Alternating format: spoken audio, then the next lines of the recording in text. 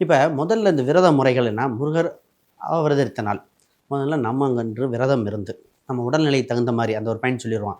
அது விரதம் இருந்து, வாய்ப்பு இருந்தா பால், பழம். முடியாதவங்க ஒரு துளசி தண்ணீர் மாரி மட்டும் சாப்பிட்டுட்டு, விரதம் இருந்து முருகர் தரிசனம்.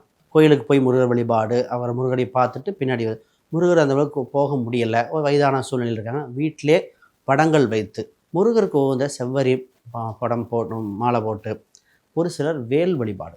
வேலுக்கு மிஞ்சின எதுவுமே கிடையாது. இப்ப நெறைய அரக்கர்களை கொன்ற கதையெல்லாம் பார்த்தீங்கன்னா, சிங்கமுகன், சூராசுரன் கொன்றது எல்லாமே பார்த்தீங்கன்னா, வேல் சம்மந்தப்பட்டது தான்.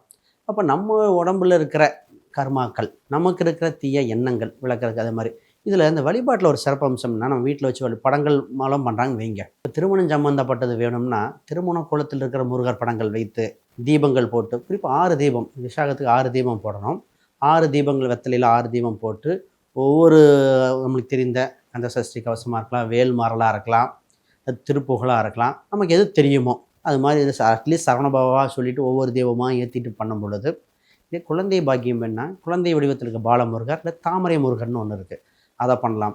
இல்ல இடம் இது மாரி சம்மந்தப்பட்டதுகள் வேணும் அப்படின்னா வெறும் முருகர். இதே இது பார்த்தீங்கன்னா, பிரச்சனையில் இருக்கிறவங்க, செவ்வாய் 8ல் இருக்கும்போது கந்தன் அப்படின்னு அர்த்தம். அப்ப 8ஆம் இடம் பிரச்சனை, சொத்து பிரச்சனைகள் வரும். இட பிரச்சனையாக, சொத்து பிரச்சனையா இருக்கலாம். போலீஸும் அதான். காவல் பிரச்சனை, கோர்ட்டுகள் அந்த மாரி கந்தன் அலங்காரம். பொதுவா கந்தன் அலங்காரம் கோயில்ல தான் பார்க்கணும். வீட்ல நம்ம வேண்டாம். அது கோயில் சம்மந்தப்பட்ட கந்தன் அந்த தரிசனம் பண்ணலாம். இதே இது நம்ம வெளிநாடு செய்யணும், வெளியூர் போகணும். அப்போ திருச்செந்தூர், ஆனா கடல கடந்து. இது மாரி நம்மளே எடுத்துக்கலாங்கம்மா. அந்த அளவுக்கு இதா இருக்கும். அப்ப நம்ம இந்த வழிபாடுகள், இதில பொதுவா செவ்வரளி பூ போட்டு, நமக்கு தெரிஞ்ச முறையில பண்ணிட்டே வரலாம்.